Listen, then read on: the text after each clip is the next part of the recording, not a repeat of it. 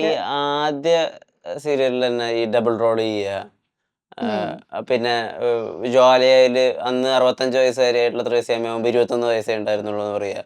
തുടക്കത്തിൽ തന്നെ ഈ വേഴ്സറ്റാലിറ്റി പ്രൂവ് ചെയ്തത് നന്നായി. അതായത് കുറെ കാര്യങ്ങൾ ചെയ്യാൻ പറ്റും എന്നുള്ളത് നന്നായി. അങ്ങനെ ആലോചിച്ചിട്ടുണ്ടോ? അത് ആ സമയത്ത് അങ്ങനെ ചോയ്സിനൊന്നും സാധ്യത ഉണ്ടാവില്ലല്ലോ. ഇല്ല. ഫസ്റ്റ് തന്നെ ഇങ്ങനെ ഒരു ഭയങ്കര ഹെവി ആൻഡ് വെയിറ്റ് ഉള്ള ഒരു ക്യാരക്ടർ ചെയ്തത് അതൊരു വലിയൊരു അനുഗ്രഹമായിട്ടുണ്ട്. അതെന്റെ തൊട്ടടുത്ത് നിൽക്കുന്ന വീട്രാക്ക് സ്റ്റുഡിയോ, വീടിന്റെ തൊട്ടപ്പുറത്താണ്, ഞങ്ങൾ നെയ്ബേഴ്സ് ആണ്. ഇപ്പം ഞാൻ അന്ന് കോഴിക്കോടായിരുന്നു. അപ്പോൾ വീട്രാക്ക് സ്റ്റുഡിയോയിലെ വർക്കിന് വേണ്ടിയിട്ട് അത് ആക്സിഡന്റലി സംഭവിച്ചത്. ഞാൻ ആദ്യം വന്നത് സിനിമയിലാണ്. സിനിമയിൽ നിന്ന് പിന്നെ ഒരു ടെലിഫിലിം ചെയ്തു. കുലം എന്ന് പറഞ്ഞ അതൊക്കെ കുലം എന്ന് പറഞ്ഞ ടെലിഫിലിം ചെയ്തു. അത് വന്ന് എഡിറ്റ് ചെയ്തത് വീട്രാക്സിലാണ്. അങ്ങനെ അവരവിടെ നിന്ന് എന്നെ കണ്ടിട്ടാണ് ദീപനാളത്തിന് ചുറ്റും, എൻ്റെ ഹസ്ബൻഡാണ് അതിന്റെ കൺട്രോളർ ആയിരുന്നത്. അങ്ങനെ ഞാൻ ചേട്ടൻ ആദ്യമായിട്ട് കാണുന്നതും ആ വർക്കിലാണ്. അപ്പം അങ്ങനെ വിളിച്ചു, ഞാൻ ഇതിന് വന്നു. അങ്ങനെയാണ് ആ ഒരു ക്യാരക്ടറിലേക്ക് വരുന്നത്. അതാണെങ്കിൽ നമുക്ക് പണ്ട് ദൂരദർശൻ എന്ന് പറഞ്ഞു കഴിഞ്ഞാൽ പിന്നെ ആദ്യം ഒന്ന് പൈലറ്റ് എടുത്തു കൊടുക്കുക, പിന്നെ ഒരു 4 എപ്പിസോഡ് എടുത്തു കൊടുക്കുക, പിന്നെ അതൊരു ഡ്യൂറേഷൻ കുറെ കഴിഞ്ഞിട്ട് നമ്മൾ സീരിയൽ ടെലികാസ്റ്റ് അപ്രൂവൽസും അങ്ങനത്തെ കാര്യങ്ങളൊക്കെ ഉണ്ടല്ലോ. അപ്പൊ അത്രയും ഗ്യാപ്പ് കഴിഞ്ഞിട്ടാണ് ടെലികാസ്റ്റ് ചെയ്തത്. അപ്പം അതൊരു ഭയങ്കര ഹെവി ആയിരുന്ന ഒരു ക്യാരക്ടറായിരുന്നു. ആൻഡ് മോഹൻദാസ് സാറായിരുന്നു അതിന്റെ ഡയറക്ടർ.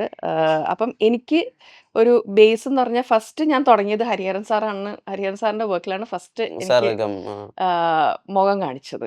അത് കഴിഞ്ഞിട്ട് പിന്നെ ഈ കുലം എന്ന് പറയുന്ന സാറിന്റെ അസോസിയേറ്റ് ആയ ഉണ്ണിനാരായണൻ, അദ്ദേഹം ഒന്നും ജീവിച്ചിരിപ്പില്ല, അദ്ദേഹം അതിന്റെ വർക്ക് ചെയ്തു. അത് കഴിഞ്ഞിട്ട് ദീപനാളത്തിന് ചുറ്റും മോഹൻദാസ് സാർ, അതും ഹരിഹരൻ സാറിന്റെ അസോസിയേറ്റ്. അപ്പൊ ഒരു നല്ലൊരു ക്ലാസ് എനിക്ക് കിട്ടിയിട്ടുണ്ട്.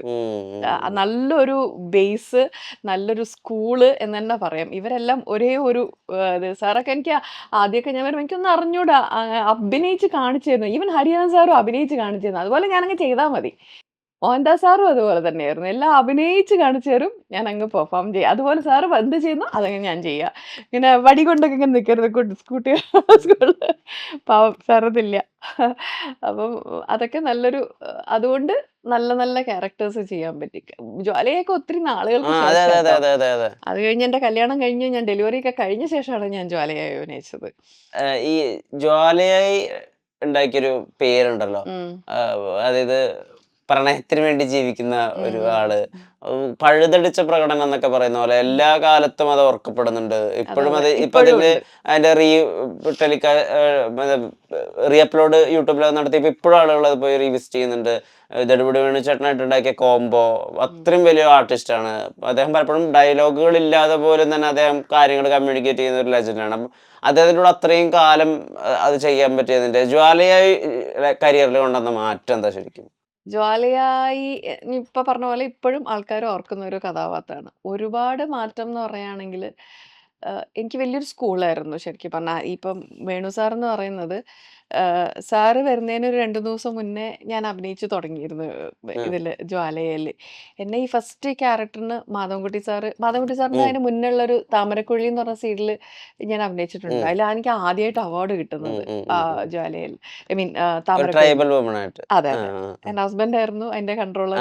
ചേട്ടൻ തന്നെയായിരുന്നു. അഭിനയിച്ചിട്ടുണ്ട്. എന്നെ മുറച്ചെറുക്കൻ ഇപ്പം ഫുൾ അത് അപ്ലോഡ് ചെയ്തിട്ടുണ്ട് യൂട്യൂബിൽ. ഭയങ്കര വ്യൂസും ഉണ്ട് അത്. അപ്പം അങ്ങനെയാണ് സാറ് ആഫ്റ്റർ മാരേജ് ഒക്കെ കഴിഞ്ഞിട്ടാണ് എന്നെ സാറിന് വിളിക്കുന്നത്. അപ്പം ഞാനിത് എങ്ങനെ ചെയ്യും, എനിക്ക് ഇത്രയും ഏജ് ആയിട്ടുള്ള ഒരു ക്യാരക്ടർ ഞാൻ എൻ്റെ ലൈഫിൽ ചെയ്തിട്ടില്ലല്ലോ. അങ്ങനത്തെ ഒരു, അതുപോലെ ഭയങ്കര ഹെവി ആയിട്ടുള്ള ഒരു ക്യാരക്ടർ. അപ്പം ഇങ്ങനെ ഫോൺ വന്നപ്പോൾ ഞാൻ എന്ത് ചെയ്യും? അപ്പം ചേട്ടൻ പറഞ്ഞ്, നീ ചെയ്യും, ഓഫ് കോഴ്സ് അഭിനയിക്കും എന്നുള്ളത് എനിക്ക് ഉറപ്പാണ്. പക്ഷെ അത് ഓഡിയൻസ് ആക്സെപ്റ്റ് ചെയ്താലേ അതിൽ കാര്യമുള്ളൂ. ഇങ്ങനെ നമ്മൾ പോയി നിന്ന് അഭിനയിച്ചിട്ട് അത് ഓഡിയൻസ് അംഗീകരിക്കണമല്ലോ. അതൊരു കഥാപാത്രം ചെയ്തിട്ട് യാതൊരു കാര്യമില്ല. അപ്പം മാധവൻകുട്ടി സാറും അതുപോലെ അഷ്വറൻസ് ഒന്നും ചെയ്താൽ നന്നായിട്ട് ചെയ്യും, എനിക്കറിയാം, വരണം എന്ന് പറഞ്ഞിട്ട് സാറും വിളിച്ചു. അപ്പം ചേട്ടൻ്റെ ആ ഒരു ബലത്തിലാണ് ഞാൻ ശരി ഓക്കെ ചെയ്യാം എന്ന് സമ്മതിക്കുന്നത്. അങ്ങനെ പോയി ചെയ്ത് സാറ് വരുന്നതിന് 2-3 ദിവസം മുന്നേ അഭിനയിച്ചു തുടങ്ങി. അത് കഴിഞ്ഞിട്ട് പിന്നെ വേണു സാറ് വന്നു. വേണു സാറിനെ ഞാൻ മുമ്പേ എനിക്ക് അറിയാം. കാരണം സർഗം എന്നുള്ള സിനിമയിൽ സാറിന്റെ കൂടെയാണ് എൻ്റെ ഫസ്റ്റ് ഷോട്ട് ഉണ്ടായിരുന്നത്. അപ്പം എനിക്ക് പരിചയമുണ്ട് സാറിന്. പക്ഷെ എന്നെ ഓർമ്മ ഉണ്ടായിട്ട് പിന്നെ ഞാൻ പറഞ്ഞു, എനിക്ക് ഓർക്കുന്നില്ല കാര്യം. അപ്പം സാറ് വരുമ്പോ ലൈക്ക് നമ്മൾ വെയിറ്റിംഗ് ആയിരുന്നു സാറ് വന്നു കഴിയുമ്പോഴുള്ള കോമ്പിനേഷൻ. എന്നിട്ട് സാറ് ഫസ്റ്റ് ആദ്യം എന്നെ അഭിനയിപ്പിച്ചിട്ട് സാറിങ്ങനെ നോക്കിക്കൊണ്ട് നിൽക്കുമായിരുന്നു. നോക്കിക്കൊണ്ട് നിന്നിട്ട് എന്ന് പറഞ്ഞു. അങ്ങനെ പിന്നെ ഓക്കെയാണ്. ആ അല്ല സാർ പുള്ളിക്കാരനും അദ്ദേഹം ഇത്രയും എക്സ്പീരിയൻസ് ഉള്ള ഒരാളല്ലേ. അപ്പം പുള്ളിക്കാരൻ അത് കൂടെ അഭിനയിക്കാൻ യാ ഷീസ് ഓക്കെ എന്നുള്ള നമുക്ക് ആ ഒരു ഫേസ് കാണുമ്പോ അറിയാലോ. ഇപ്പൊ ഡയറക്ടർ ഒരു അഭിനയം പറഞ്ഞു കഴിഞ്ഞിട്ട് ഓക്കെ എന്ന് കേൾക്കുമ്പോ നമുക്കറിയാം ആ ഓക്കേല് എത്രത്തോളം സാറ്റിസ്ഫാക്ഷൻ ഉണ്ടെന്ന് എത്രത്തോളം ഡയറക്ടർ. തൃപ്തിയുണ്ട് എന്നുള്ളത്. ഓക്കെ എന്ന് പറഞ്ഞാൽ ഓക്കെ എന്ന് പറയുമ്പോ അത് ഇറ്റ്സ് ഡിഫറെന്റ്. അപ്പം അങ്ങനെയാണ് അത് ജ്വാലയിലേക്ക് സ്റ്റാർട്ടിങ് ആയത്. പിന്നെ എന്നെ വയസ്സാക്കാനായിട്ട് കുറച്ച് പാടുപെട്ടു. അന്ന് ഞാൻ ചെറിയ കുട്ടിയാണ്. 21 വയസ്സ്. 21 വയസ്സേ ഉള്ളൂ. അപ്പം അപ്പൊ ഈ മേക്കപ്പ് ഒക്കെ ഈ ബോഡി ലാംഗ്വേജ് ഉണ്ടല്ലോ, നടക്കുന്നത്, ഒരു ഇരിക്കുന്നത്, ചെറിയ നിക്കുന്നത്, കൂനും ഒക്കെ ആയിട്ട് ഞാനൊരു അതൊക്കെ എങ്ങനെയാണ്? കൊറേയൊക്കെ സാറ് എൻ്റെ അടുത്ത് ആദ്യമൊക്കെ പറഞ്ഞു തന്നു. പിന്നെ ഞാൻ അതങ്ങനെ ക്യാരക്ടർ ആയി അതില്. അങ്ങനെ ആയി മാറി. ആ കാരണം കൊടയൊക്കെ നമ്മൾ പിടിച്ചിട്ട്. നടക്കുന്ന സ്പീഡ് പറ്റില്ലല്ലോ ആ. ഒരു 65 വയസ്സിന്, പ്രത്യേകിച്ച് 21 വയസ്സ്. കുറച്ച് ബുദ്ധിമുട്ടുണ്ടായിരുന്നു ആദ്യമൊക്കെ ചെയ്യാനായിട്ട്. പിന്നെ അത് കഴിഞ്ഞിട്ട് പിന്നെ വർഷങ്ങളോളം അങ്ങനെ 521 എപ്പിസോഡാണ് ജ്വാലയായിട്ടുള്ള കേസ്. അന്ന് that was very much great. ഇന്ന് ആ, 1000 ആ, അതെ, ആയിരത്തിന് അതെ, അതെ, പോകുന്നുണ്ട്. അതെ, അതെ. പക്ഷെ അന്ന് അത്രയും എപ്പിസോഡ് പോയിട്ടുള്ള ആദ്യത്തെ സീരിയല് ജ്വാലയായാണ്. അതിന് മുമ്പ് വംശമായിരുന്നു ആദ്യത്തെ മെഗാ സീരിയൽ. അത് 52 എപ്പിസോഡ് 51 ഉം, എപ്പിസോഡ് ഉം, എന്തോ ഉം, ആണ്. ഉം. അതിൽ ഞാൻ അഭിനയിച്ചിട്ടുണ്ട്. അതിലും ചേട്ടൻ മകനും അഭിനയിച്ചിട്ടുണ്ട്. അഭിനയിച്ചിട്ടില്ലേ?